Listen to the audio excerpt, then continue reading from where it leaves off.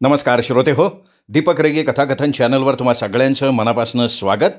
तुम्ही जर आत्ता चॅनलवर पहिल्यांदा आला असाल किंवा अजूनपर्यंत चॅनल सबस्क्राईब केलेलं नसेल तर प्लीज चॅनल सबस्क्राईब करा. ऐकूयात श्रीनिवास भणगे लिखित निळाई. तिरुपती बालाजीची कृपा झाली आणि आमच्या मॅडम म्हणजे जनता जनार्दन मातोश्री कुमारी विजय कलिका देवी पुन्हा एका टायमाला CM झाल्या. होल वर्ल्डमध्ये 2च कुमारी मातांची प्रार्थना केली जाते. फर्स्ट म्हणजे येशू माता मेरी आणि सेकंड म्हणजे आमच्या जनता माता विजया कलिका देवी. आपल्याला माताजी असं म्हणावं अशी मॅडमचीच इच्छा होती, म्हणून मग आम्हीच लगेच तशी ऑर्डर काढली. आता ऑर्डरी फिरडरी काढायचं काम आपण परत हातात घेतलंय. अरे काळाचा महिमा आहे महाराजा. माताजी मुख्यमंत्री झाल्या आणि आपला भाव पुन्हा एक टाईम वाधारला. आपली पॉवर आपल्याला परत भेटली. 5 वर्षात हालत पार खराब झालती. गल्लीतलं कुत्रं तंगडं वर करायला सुद्धा जवळ यायचं नाही. रोज सकाळी बंगल्यावर येऊन देवादिकासारखा नमस्कार करणारी माणसं रस्त्यात भेटली ना का फुटपाथ बदलून जायला लागली. आता बुडा खाली सत्ताच नाही म्हणल्यावर आमच्यासारख्यांची कंडिशन अशीच होणार ना. मॅडम सारख्या मोठ्यांचं सगळंच मोठं. माताजींची गोष्टच अलग होती. त्या सत्तेत नसल्या तरी पेपरात आणि टीव्हीत परमनंट. मॅडमचं दर्शन झाल्याबिगर दिवस खाली जायचाच नाही. आज काय तर कुठं साता समुद्रापलीकडं हाटीला घेतली त्याचा खाटला. उद्या काय तर जनावराचा चारा खाल्ला त्याचा खाटला. काय नाही तर 4,000 साड्या 3,000 शँडलचं जोड सापडलं म्हणून बॉम्ब. हे असं काय ना काय चालू असायचं. मधून तुरुंगवास म्हणा, न्यायालयीन कोठडी म्हणा, 5 स्टार उतरण्याची अवस्था सरकारी खर्चानं व्हायची. सटरपटर कायद्यांना लाथा घालणारी पोलीस ऑफिसर माताजी दिसल्या का कमरेचा काटकोन करून नमस्कार करायचे.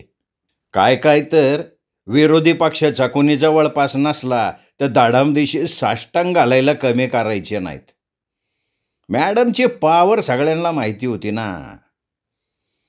टोटल जनतेला निश्चित ठाऊक होतं का एखाद्या टायमाला गंगा माता बंगालच्या सागरापासून उलटी निघून पार हिमालयाला जाऊन भिडन, पण ही माता CMच्या खुर्चीवर आल्या बेगर राहणार नाही. सगळ्या पेपरांनी आणि कुणी सॉलिड अंदाज काढले. ओपिनियन पोल हो. काय तर म्हणा राज्यातली जनता बाईचं बूड मुख्यमंत्रीपदाच्या खुर्चीला लागून देणार नाही. 90% पाहणीचा कौल. लगी पेपरमध्ये टीव्हीमध्ये अशी बातमी. लागोलाग माताजींचा मोटारीत बसून नमस्कार करणारा फोटो. अलविदा गुड बाय. कसलं काय राव. इलेक्शन आल्या माताजीने बराबर गोंड्या फिरवल्या. इलेक्शन डिक्लेअर झाल्याबरोबर मॅडमने आपल्याला केबिनमध्ये बोलून घेतलं आणि म्हणल्या, शरण आय एम सॉरी बरं का, पण इथं उल्लेखना विषयांतर करून आपल्या नावाची हिस्टरी सांगणं आपलं कर्तव्य आहे. आपलं नाव कलिका शरण मायदेव आहे. पाळण्यातलं नाही हा. पाळण्यातलं नाव बापांनी विद्या शरण ठेवलं होतं, पण या नावाचा कोणीतरी मारुती तिकडं दिल्लीत होता म्हणा. आता एवढा मोठा डाव असताना आपल्यासारख्या चमच्याला कोण पोचणार. म्हणून मग माताजींच्या सेवेत आल्यावर आपण आपलं नाव रेग्युलर बारसं करून माताजींच्या हस्ते वरवंटा पाळण्या घालून नेऊन विद्या शरणचं कलिका शरण करून घेतलं. तुम्हाला आठवत नाही? अरे सगळ्या पेपरनी मोठमोठ्या बातम्या दिल्या होत्या, फोटो दिले होते. फक्त एकाच पेपरनी बातमी नाही छापली. दीडदमडीचं संपादक हो. नको तेव्हा माच करणारी आणि नको तेव्हा शेपूड घालणारी जात. माताजी सत्तेवर आल्या पहिली काडी आपण त्याच्यात सारली. दिला आत टाकून बस म्हणलं बोंबलत. तुझे काय उजवेल का काय परंपरा, बस सांभाळत गाजाच्या आड. काय समजला काय आपल्याला. आपण माताजीचे पर्सनल सेक्रेटरी कम पर्सनल अटेंडंट आहोत. कलिका शरण मायदेव म्हणतात आपल्याला. जाऊ द्या, नावात काय आहे असं कोणीतरी साधू संतांनी म्हणूनच ठेवले. तर काय सांगत होतो, माताजी बोलल्या, शरण बाळा, इलेक्शन आली आहे, हीच ती गोरगरिबांची आठवण ठेवायची वेळ. आम्ही 30 लाख ब्लँकेट्सची ऑर्डर दिलेली आहे. ब्लँकेटच्या दोन्ही बाजूला आमचा फोटो, आमचा म्हणजे माताजींचा, पूर्ण ब्लँकेटवर. संपूर्ण राज्यात जिथं जिथं फुटपाथवर झोपलेला गरीब दिसन तिथं तिथं त्याच्या अंगावर ब्लँकेट पडलं पाहिजे. नीट ध्यानात ठेवा, या राज्यात 1000 भूकबळी पडले तरी त्याची आम्हाला पर्वा नाही, पण थंडीनं काकडून कोणी मारायला नाही पाहिजे. 6 लाख साड्या मागवल्यात. झोपडपट्टीत जाऊ द्या, झोपडी तिथं साडी. झोपडी नसली तर नव्यानं उभा राहा, पण साडी घरपोच झाली पाहिजे. कुठं गर्दी बोलवू नका. चेंगरून मारायची हॉबी आहे या देशातल्या गरिबांना. या अशा भासा ऑर्डरी सोडल्या माताजींनी. Perfect planning. दुबईला मोबाईल कॉन्टॅक्ट झाला. विरोधातला एक उमेदवार जड जाणार होता. तो लेकाचा सकाळी बॅडमिंटन खेळायला जायचा. त्याच टायमाला त्याला उडवण्याची व्यवस्था झाली. बाकीच्यांचं काम काय, बूथ कॅप्चर करून वाण्यातलं होतं. आणि तसल्या कामात आपली स्पेशालिटी. सिनेमातल्या आर्ट डायरेक्टरांना आकाशाच्या हाईटचं कटआउट करायची ऑर्डरी गेल्या. त्यांना मॅडमचं कटआउट करायची आदत होती, आता फक्त अंगभर कपडा वाढला इतकंच. मोबाईल कंपन्यांना आतून मेसेज गेला, सत्तेवर आलो तर गव्हर्नमेंटच्या टेलिफोनचे रेट चौपटीनं वाढवू. बाप मारायला टाकला तरी कोणी सरकारी फोनवरनं कळवणार नाही, फक्त इलेक्शनला थैली मोकळी सोडा. अशा काय काय वॉर स्ट्रॅटेजी आखल्या माताजींनी.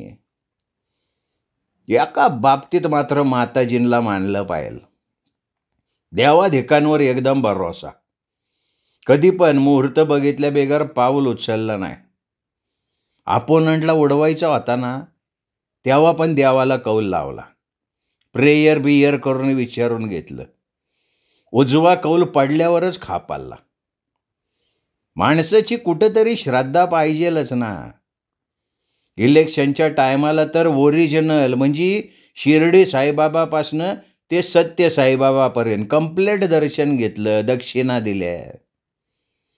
मुंबईच्या क्रुद्ध बाबूपासून तो कोकणातल्या सुरेंद्र स्वामीपर्यंत सगळ्यांचे आशीर्वाद घेतले.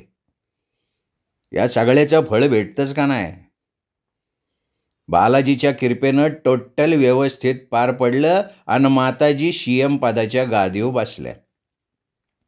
आता राज्य करायला आम्ही मोकळे झालो.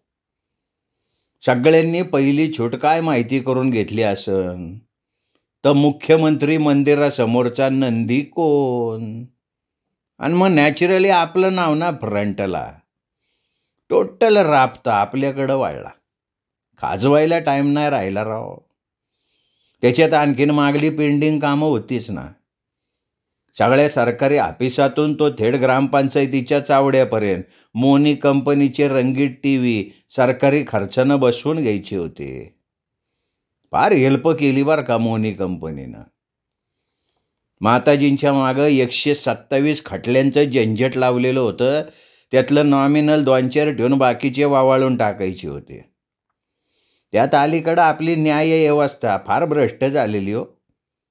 थोडक्यात कुणी गच पडतच नाही.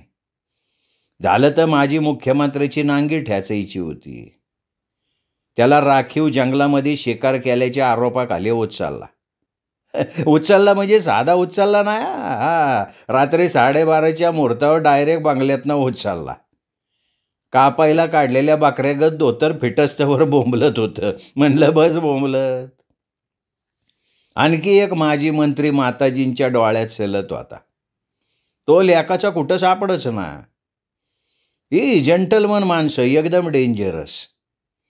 पण माताजींच्या इंटेलिजंट समोर कोण सटाकणार. तो पण सापडला. आरोग्यमंत्री असताना त्यानं भटक्या कुत्र्यांची नसबंदी केलती. खलास. मिस्टर कुत्र्यांच्या मिसेसला विचारल्या बिगर त्यांच्या यजमानांची नसबंदी, महिलांना तुच्छ वागणूक, जाव अंदर. अशी कंप्लीट राज्यव्यवस्था रांकेला लागत असताना एकदम डिफरंट गोष्ट घडली. आपला एक जानी दोस्त साबू मुचंडे आपल्याकडं आला. तिकडं खेड्यातल्या शाळेत आपण दोघं एका बसकरावर बसलेलो. व्हर्नॅक्युलर फायनलच्या परीक्षेत जोडीनं फेल झालेलो. त्याच्या पुढं मात्र दोघांचं शिक्षण बोंबवलं. शेतीवाडीत काय राम राहिला नाही. अहो, शेतीत म्हणजे मनभर काम आणि कणभर काम आहे. हे दोघांच्याही बापाच्यानं जमलेलं नाही. पण नशिबाचा भाग म्हणजे आम्हाला दोघांनाही आपापली लाईन सापडली. एकदम करिअर म्हणलं तरी हरकत नाही. आम्ही या देवीचा भुत्या बनून पॉलिटिक्समध्ये शिरलो तर साबू बाबा बनला आणि भविष्य सांगायला लागला. दोन्ही पण धंद्याला शिक्षणाची गरजच नाही ना. आणि दोन्हीला पण आपल्या देशात आणखीन 100 वर्ष तरी मरण नाही.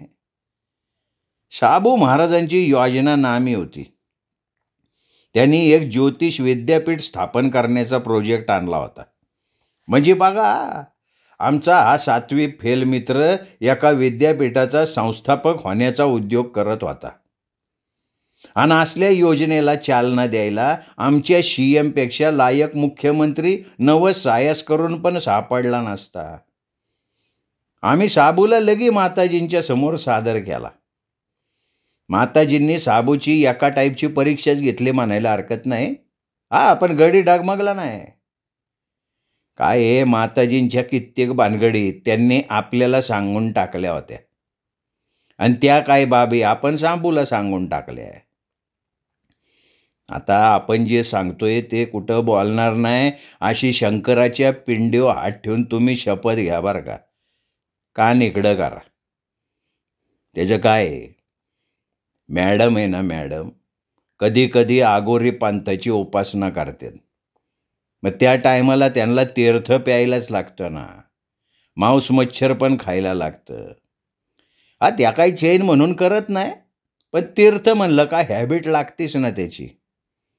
आता आपलंच एक्झाम्पल घ्या ना. रात्रीचा खंबा खाली केल्या बिगर घास उतरत नाही. ते मरू द्या, मी काय सांगत होतो, तर अशी तीर्थयात्रा झाली का मॅडम कुणाशी बोलणार, आपल्याशीच का नाही. आणि मग अशा टायमाला काहीतरी सिक्रेट राहतंय का पोटात. आखरीला देवी असली तरी माणूसच ना. मग त्यात असल्या काय बाबी आपण साबूला सांगून ठेवल्या. साबू नाटकं करण्यात पहिला नंबर. त्याने आम्हाला केबिनमधनं बाहेर जायला सांगितलं आणि माताजींना त्याच गोष्टी ऐकवल्या. खलास हो, ज्योतिष विद्यापीठ मंजूर. त्याच्या बदल्यात साबू माताजींच्या बंगल्यावर एक पूजा करणार होता. संरक्षण कवच विधी करणार होता.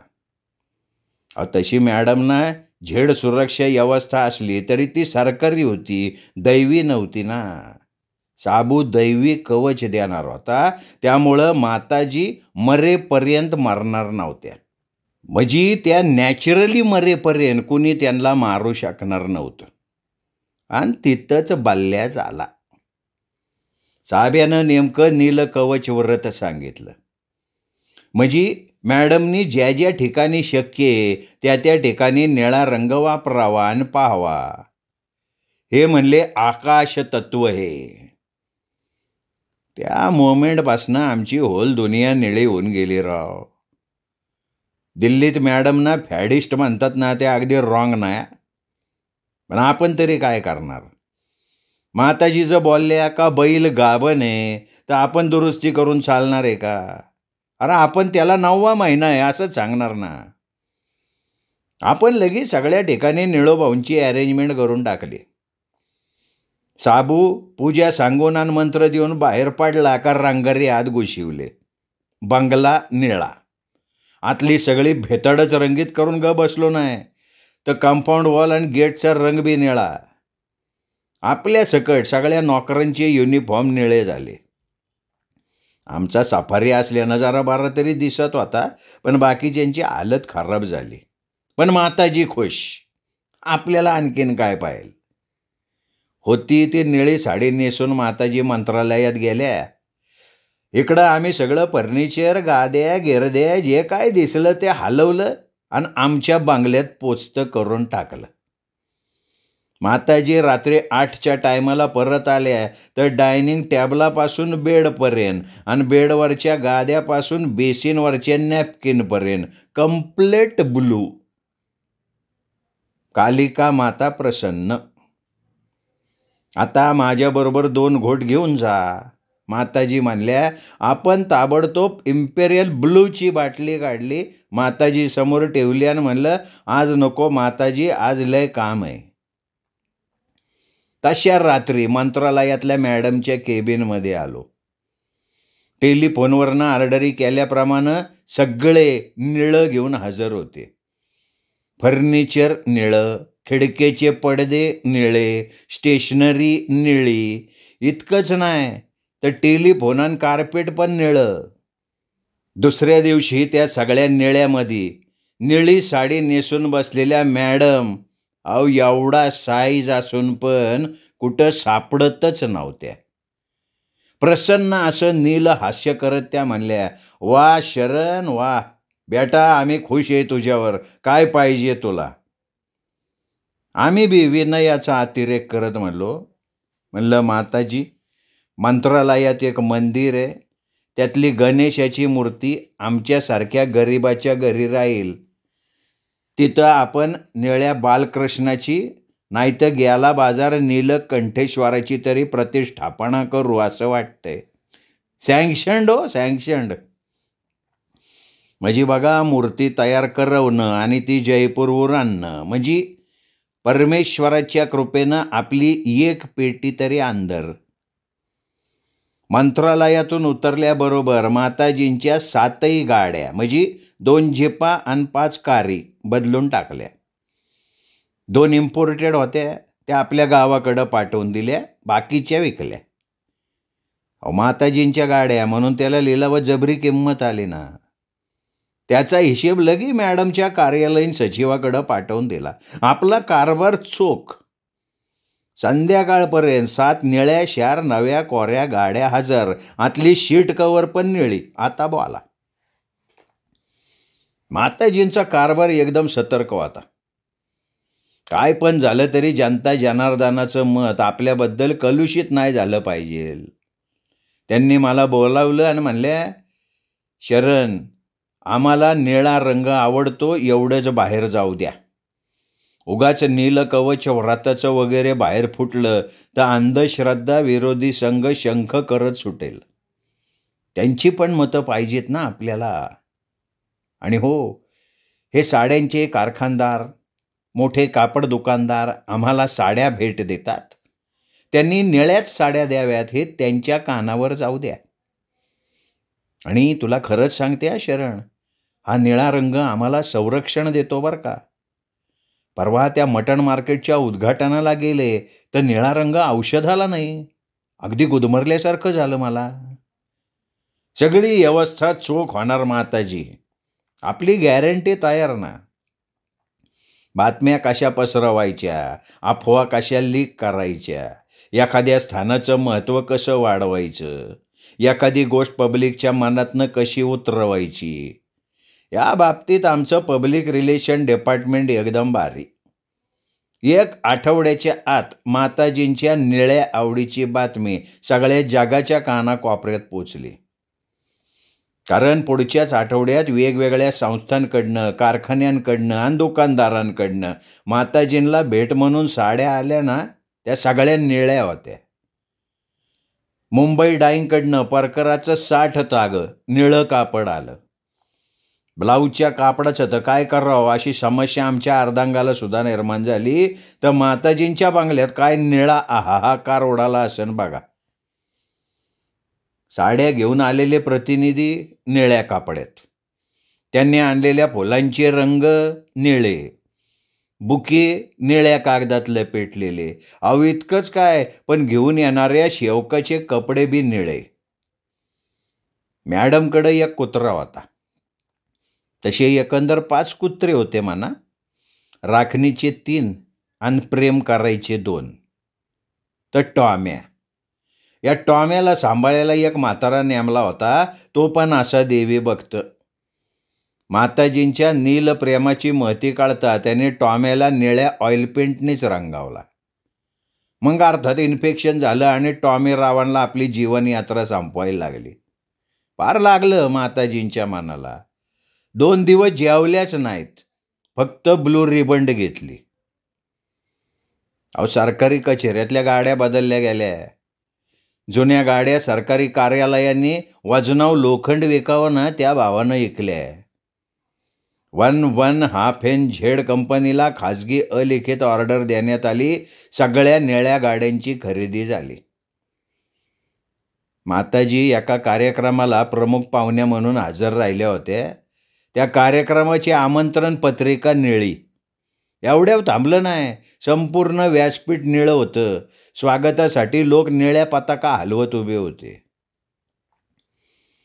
आमच्या राज्यात एक संस्था केवळ सार्वजनिक विवाहाची अरेंजमेंट करते.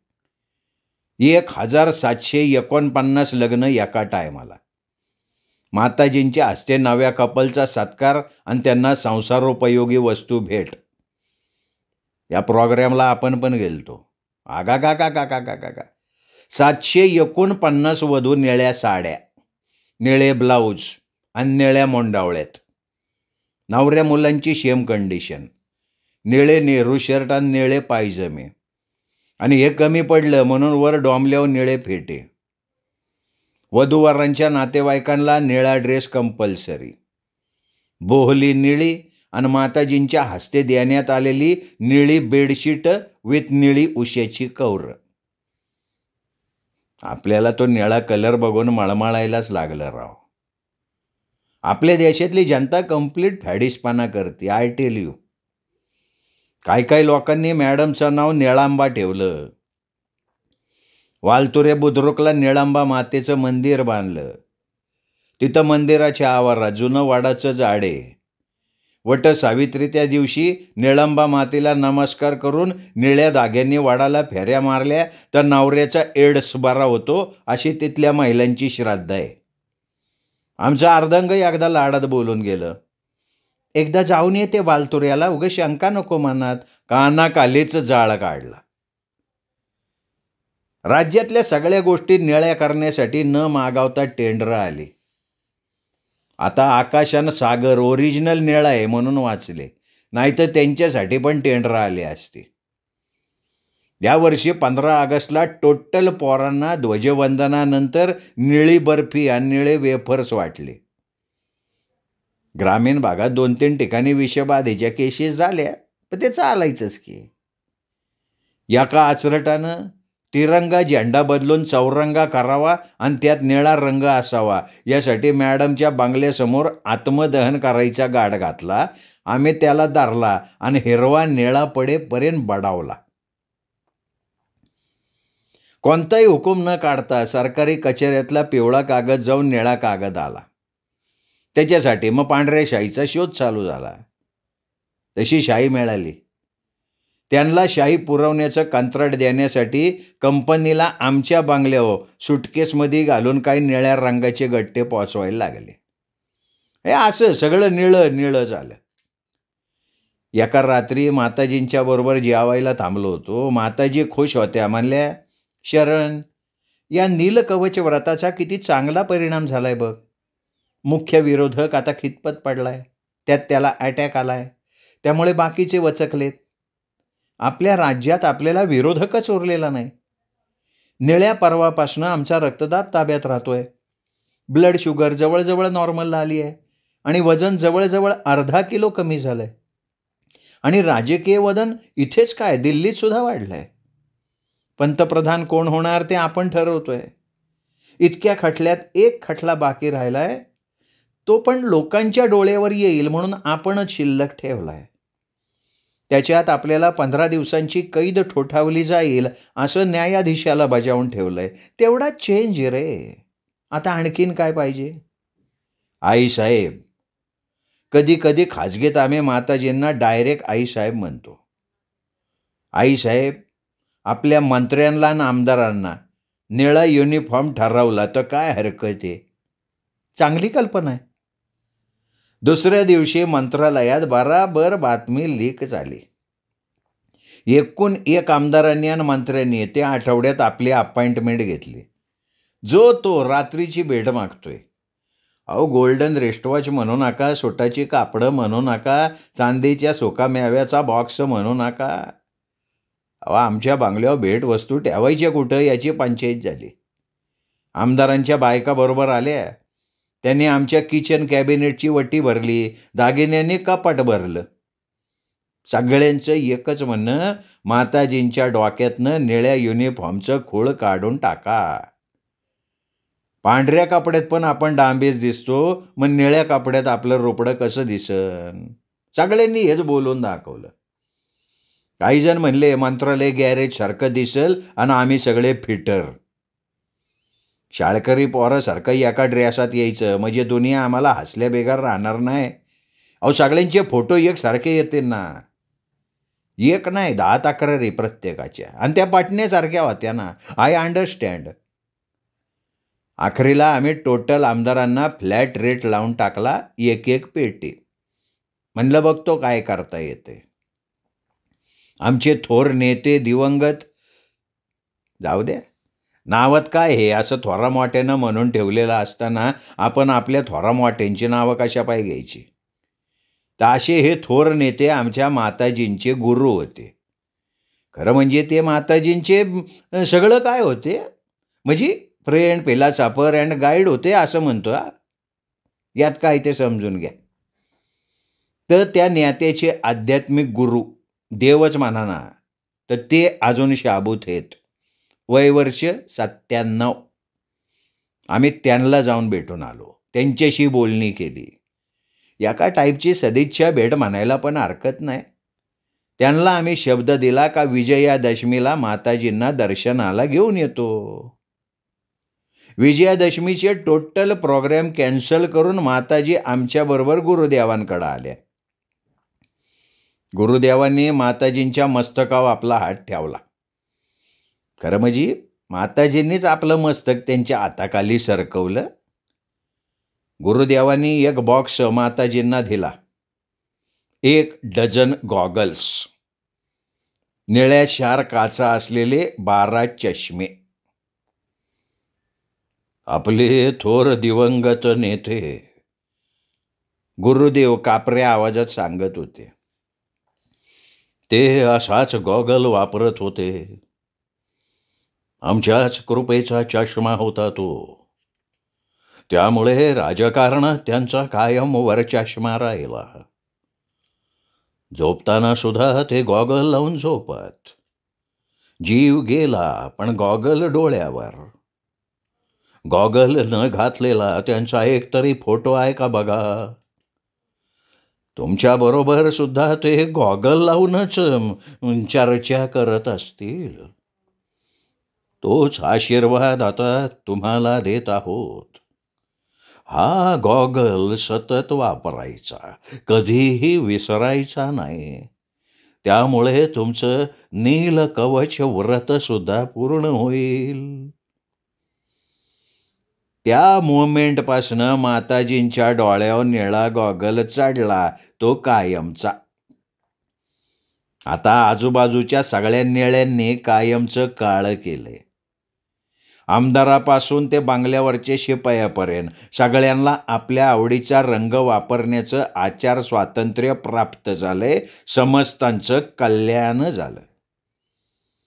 आमच्या आईची जी निराई झाली त्यामुळं त्यांचं स्वतःचं किती संरक्षण झालं ते नाही माहिती, पण आमच्या मात्र 7 पिढ्यांचं आयुष्य सुरक्षित झालं. निळाईचा आशीर्वाद हो, दुसरं काय.